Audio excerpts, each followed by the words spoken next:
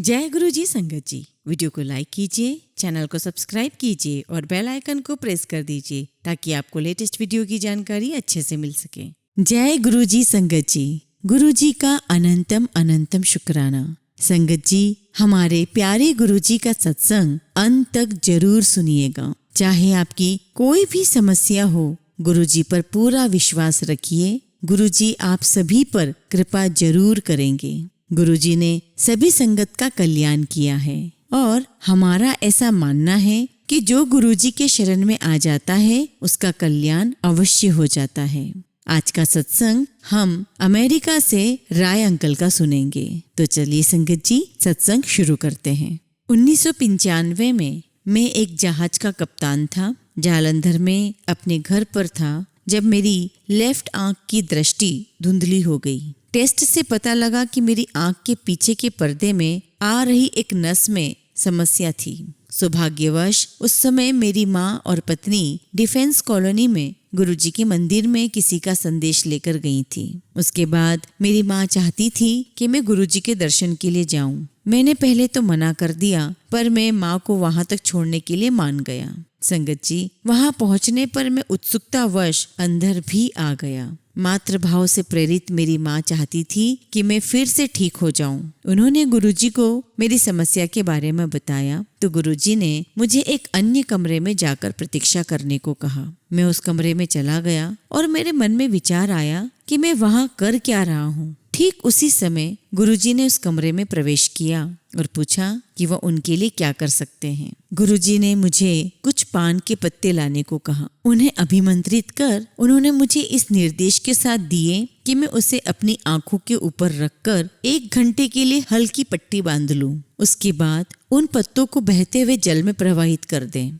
मैंने वैसा ही किया और 1 घंटे के बाद मेरी आंखों की दृष्टि ठीक हो गई थी। मैंने गुरुजी के दर्शन के लिए जाना अब शुरू कर दिया। तीसरी या चौथी बार जाने पर मुझे एक सपना दिखाई दिया। सपने में मुझे उठाया गया और मैंने देखा कि मेरे कमरे की दीवार पर नीली आभा है। उसमें मुझे शिवजी दिखाई दिए और उनके पीछे पीले कपड़े धारण किए गुरुजी, पर गुरुजी के सिर के स्थान पर शिवलिंग था। मैंने अपनी पत्नी अनु को जगाया, पर तब तक वह आभा अदृश्य हो गई। उस समय तक मैं शिवजी को मात्र कल्पना मानता था।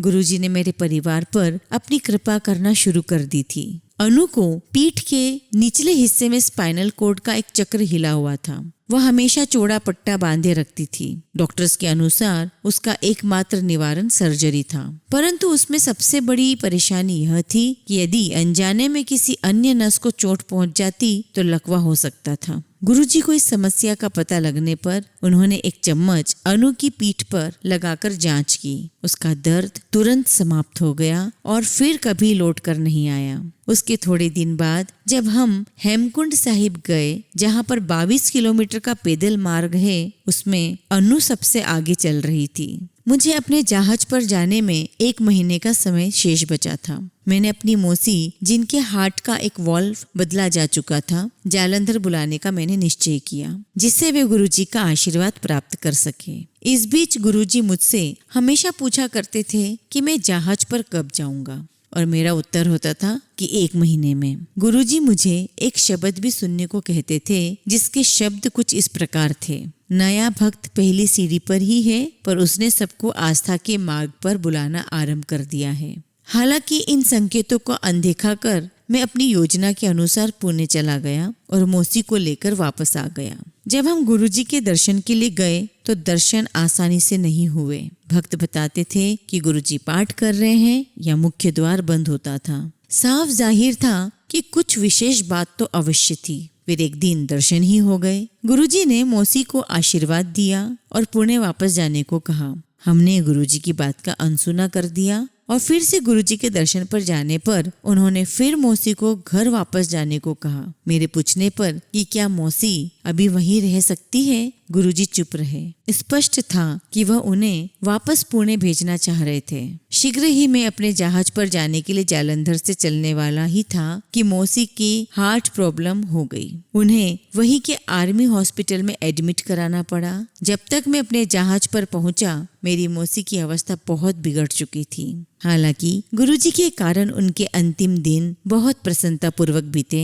उनके परिवार के सदस्य भी उनसे मिल सके। मौसी ने अपने परिवार के सदस्यों को बताया कि गुरुजी के कारण वह उन्हें देख पाए और उनसे बात कर पा रहे हैं। उनकी मृत्यु भी बहुत शांतिपूर्वक हुई। पर मुझे संदेश मिल गया था कि यदि मैं उन्हें वापस पुणे ले जाता तो उनका अंत संभवतः इस तरह से नहीं होता। मैं एक बार अपनी कंपनी बदलना चाह रहा था, क्योंकि अपने काम में परफेक्ट होते हुए भी पिछले 4 वर्ष से मेरा जहाज के कप्तान के पद पर मेरी उन्नति रुकी हुई थी। मैं चंडीगढ़ में अपनी पत्नी का जन्म दिवस मना रहा था जब मुझे मुंबई में एक अन्य कंपनी से फोन आया। उन्होंने मुझे कप्तान के पद पर लेने की बात कही। मैं गुरुजी की आज्ञा लेने दिल्ली आया तो गुरुजी ने केवल इतना ही कहा, चल जा, घूमा। मुंबई पहुंचकर मैंने नियम अनुसार अपने हेल्थ टेस्ट करवाए और फिर उस कंपनी के अधिकारियों से मिला। बातचीत करते हुए मैंने उनके व्यवहार में परिवर्तन देखा। वह मुझे कप्तान बनाने से पूर्व 2 महीने तक जहाज पर कार्य करने को कह रहे थे। मैंने साफ मना कर दिया। वापस आकर मुझे पता लगा कि मेरी पुरानी कंपनी मुझे वापस बुला रही थी। गुरुजी ने उनके साथ काम करने का परामर्श दे दिया। फलस्वरूप मैं स्कॉटलैंड गया, जहां पर मेरा जहाज बंदरगाह पर आने वाला था। जहाज 2-3 दिन देरी से आया और वहीं पर रहा। जिस दिन जहाज आने वाला था, मुझे एक स्वप्न आया। मैं गुरुजी को मुझे एक तारीख बताते हुए देख रहा था, 15 जुलाई। मेरी नींद टूट गई और बहुत सोचने पर भी मुझे इस तारीख का कोई अर्थ समझ नहीं आया। जब जहाज वापस आया तो जहाज के प्रमुख को निर्देश था कि वह मुझे कैरेबियन सागर तक अपने साथ कार्य करवाते हुए ले जाए और वहां पहुंचकर मुझे जहाज का उत्तरदायित्व सौंप दे।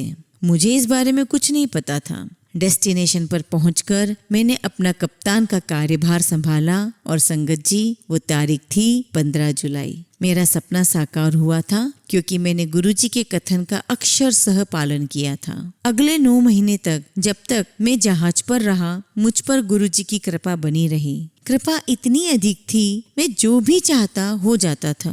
मैं इस विचार से डर रहा था कि मैं कोई अनैतिक इच्छा न कर बैठूं। गुरुजी क्या नहीं कर सकते हैं। 1997 में मैं अपना नया पासपोर्ट बनवाने मुंबई गया। ये बहुत आवश्यक था। जब मैं अपना नया पासपोर्ट बनवा रहा था तो मुझे पता लगा कि मैं अपना पुराना पासपोर्ट, जिसमें अमेरिका वीजा था, खो चुका है। मैं बहुत परेशान रहा। मुझे पासपोर्ट चुराने वाले गिरोह का एक सदस्य मिला। गुरुजी की कृपा से उन लोगों से मेरा पासपोर्ट मिल गया था। गुरुजी के काफी चमत्कार हैं जो मेरे परिवार पर भी हुए हैं। मेरा बेटा भी गुरु कृपा से वंचित नहीं रहा। हालांकि उसने गणित और विज्ञान विषय लिए थे, परंतु गुरुजी ने उसे पुणे से कानून की पढ़ाई करने के लिए कहा। पुणे में मेरे मामा रहते थे। हम दोनों पिता पुत्र जब पुणे पहुंचे तो हमें पता लगा कि कोई जगह खाली ही नहीं है, क्योंकि वह परीक्षा में बैठा ही नहीं था। उसे कहीं स्थान मिलने की संभावना नहीं थी। परंतु पुणे विश्वविद्यालय ने और विद्यार्थियों को एडमिशन देने के लिए निर्णय लिया और इस प्रकार वह परीक्षा में बैठा और उसे प्रवेश मिल गया। गुरुजी ने उसके प्रवेश मिलने पर कहा कि केवल उसको प्रवेश दिलवाने के लिए गुरुजी ने 60 अन्य छात्रों को भी प्रवेश दिलाना पड़ा। फिर गुरुजी को उसे हर वर्ष पास भी कराना पड़ा। उस पर दिव्य कृपा बनी हुई थी। जब गुरुजी ने कहा कि उसके मित्र तो अनुत्तीर्ण हो रहे हैं, पर वह प्रत्येक वर्ष पास होता जा रहा है, मेरे मामा जी भी लाभान्वित हुए। एक बार गुरुजी ने मुझे अपने मामा जी को देने के लिए अपना एक स्वरूप दिया। ये बहुत आश्चर्य की बात थी, क्योंकि मैंने कभी गुरुजी से अपने मामा जी के बारे में कोई बात की ही नहीं थी। जब पुणे में मैंने स्वरूप अपने मामा जी को दिया तो मेरे मामा जी बोल उठे कि यह सब गुरुजी को कैसे पता है। मुझे भी उत्सुकता हुई और मैं पूरी बात जानना चाहता था। यह दुख की बात थी कि मेरे मामा जी को विवाह के 30 वर्ष होने आए थे, किंतु उनकी यहाँ संतान नहीं हुई थी। वह सैरोगेसी से संतान करवाना चाह रहे थे, पर वह प्रयास भी उनका असफल रहा था। गुरुजी का स्वरूप आने के बाद मेरे मामा जी के यहाँ बेटा पैदा हुआ। उस समय तक मामा जी गुरुजी से मिले भी नहीं थे। पुत्र होने के बाद वह पुणे से गुरुजी के दर्शन करने जरूर आए। ऐसे ही एक बार मैं और मेरे परिवार के सदस्य गुरुजी के संगत थे, परंतु मेरे पिता दर्शन के लिए नहीं आना चाहते थे। उनके मत अनुसार मनुष्य को अच्छा रहकर केवल ईश्वर से संबंध बनाकर रखना चाहिए। एक दिन हम सब सपरिवार गुरुजी के दर्शन के लिए अपने पिता को यह बोलकर लाए कि वह शहर जा रहे हैं। जब हम गुरुजी के पास आए तो उन्होंने यह जानते हुए कि हमने अपने पिता को क्या कहकर लाए हैं, उनको शहर जाने को कहा। मैं परिवार सहित शहर लौट आया और प्रेरित होकर अपने पिता को गुरुजी के बारे में बताया। गुरुजी ने पिता की भी रक्षा की। गुरुजी की आज्ञा पर मैंने अपना घर जालंधर से चंडीगढ़ बदल लिया। परिवार पहले गया और मेरे पिता सामान ला रहे थे, जिसमें गुरुजी का स्वरूप भी था। जिस दिन मेरे पिता चंडीगढ़ में नए घर में पहुंचे, उनको दिल का दौरा पड़ा। उन्हें आर्मी हॉस्पिटल में ले जाया गया। गुरुजी उस समय दिल्ली में थे और मैं अपने जहाज पर टोक्यो में। मैं अपने कमरे में सो रहा था जो अंदर से बंद था, और मुझे ऐसा लगा जैसे कोई पैर हिलाकर मुझे जगा रहा है। उसी समय मेरी पत्नी का फोन आया कि मेरे पिता की स्थिति ठीक नहीं है। मैंने उत्तर दिया कि मुझे अभी अभी गुरुजी ने जगाया है और वह पिताजी की भी रक्षा करेंगे। इतने में पता लगा कि मेरे पिता की धमनियां बंद हो गई हैं,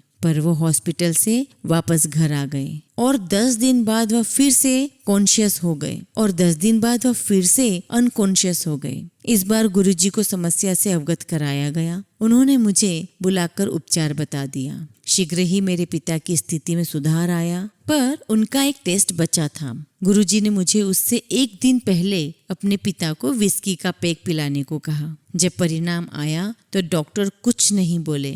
वह रिजल्ट लेकर अन्य डॉक्टर्स के पास गए। वापस आकर सरप्राइज्ड होकर डॉक्टर ने बताया कि मेरे पिताजी का हृदय तो बिल्कुल ठीक है। यदि पिता का रोग निदान हुआ था तो माँ को भी गुरुजी का आशीर्वाद प्राप्त हुआ। जालंधर में एक बार नहाते हुए उन्हें ऐसा लगा कि गुरु ग्रंथ साहिब के पृष्ठ पन्ने खुलते जा रहे हैं और उसमें गुरुजी का चेहरा दिखाई दे रहा था। मेरी माँ ने कहा कि दिव्य आत्मा ने अपने आप मेरा पाठ करवा दिया है। जय गुरुजी, शुक्राना गुरुजी।